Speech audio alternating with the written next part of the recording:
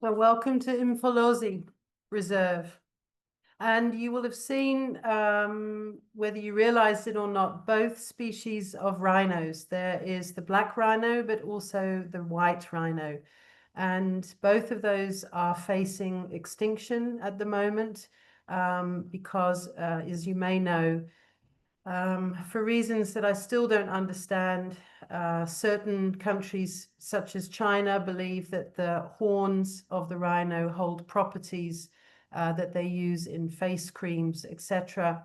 And so these beautiful creatures are hunted for their horns.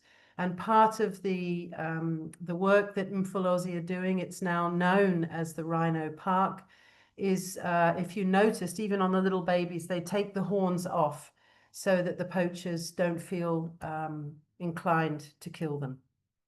You also would have seen, I don't know if you noticed them, but there was a beautiful shot with hyenas and there were dogs, wild dogs, and they're called the painted dogs, and they are indigenous to that area.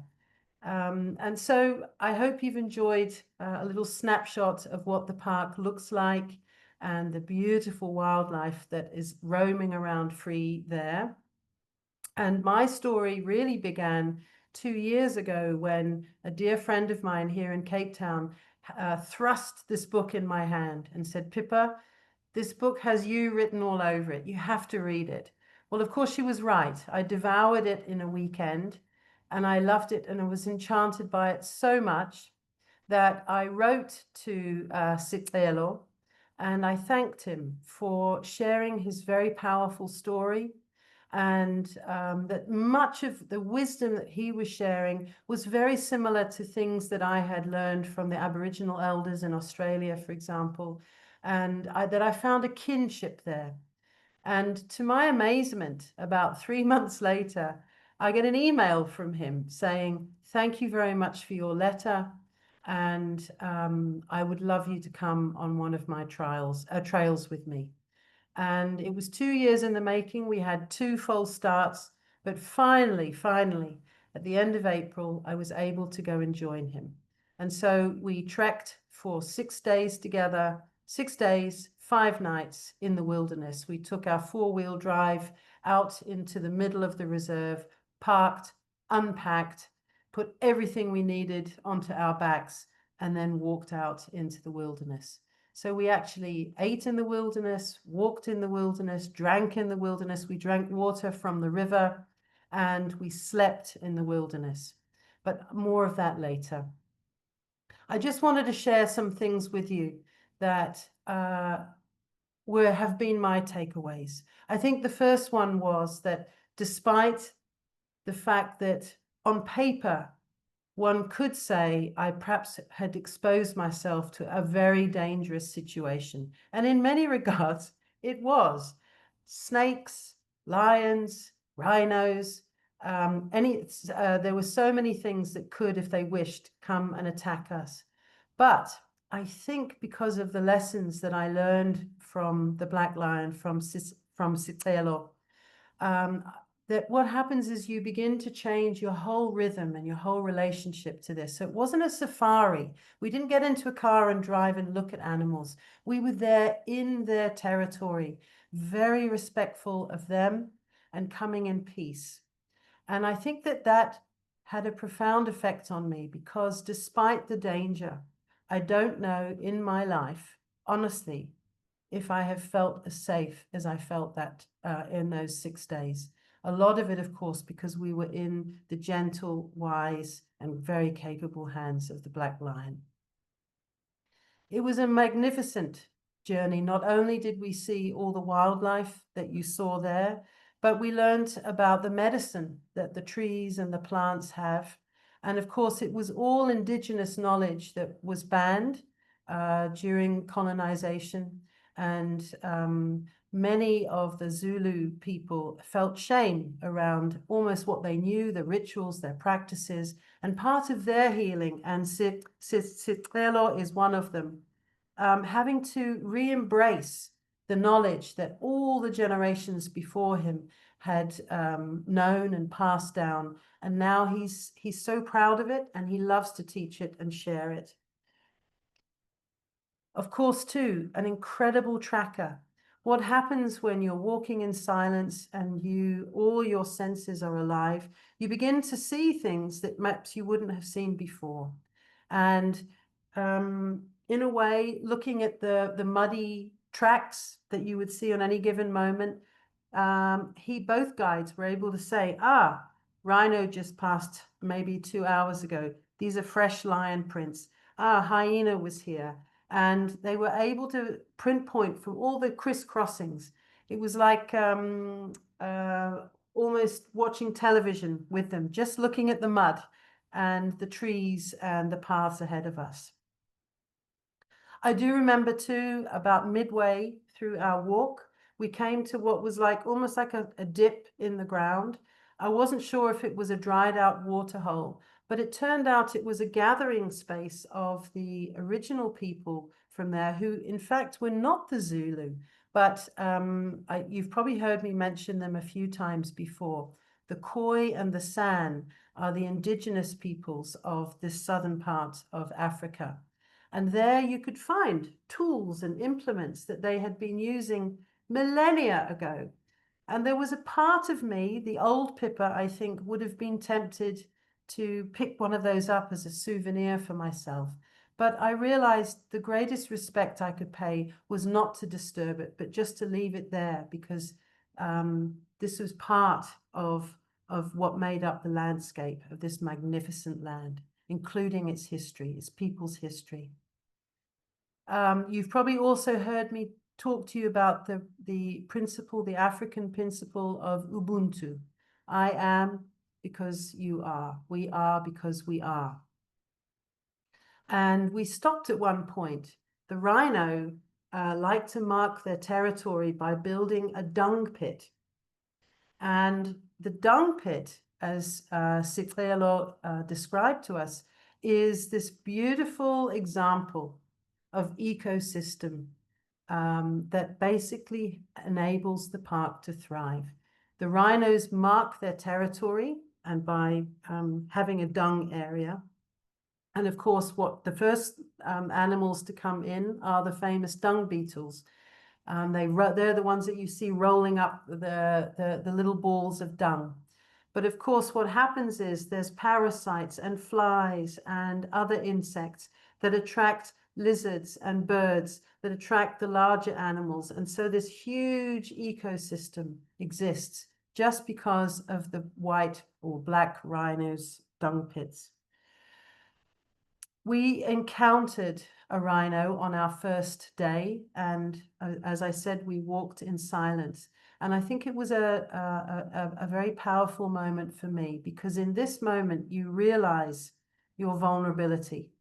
There was only a bush between me and a rhino, and I had no idea how big they were. They're almost not quite as high as an elephant, but they are very tall. And he motioned for us to crouch down and wait. And of course, there was not a sound. The rhino was aware that we were there. But we also were aware of our own vulnerability. And we just kept saying that we'd come in peace. We did not want to disturb him. And he ate for a little while, and then he moved on. It was incredible to realize how huge these animals are, and yet how graceful and how beautiful they are. When you cross a river too, it's a very powerful thing to do. It carries great meaning. And I do remember we did want to cross the river at one point, but because Sicelo is so in tune with the environment, he could see that there was a crocodile there. We couldn't, and said, we're going to have to turn back and walk a little further up because there's a crocodile there. We don't want to be breakfast for him. So lying on the ground at night with the stars above me and the warmth and feeling so held by the earth is a transformative experience. Because, as I said, there's no comfort. You are completely exposed to Mother Nature, to all her force and her beauty. And also her ancientness. I think that that's what struck me the most, is that I'm just a tiny, tiny blip in time. And yet this land, these outcrops that we were lying on at night, have been there for millennia. And there they were, our home for that night, holding us.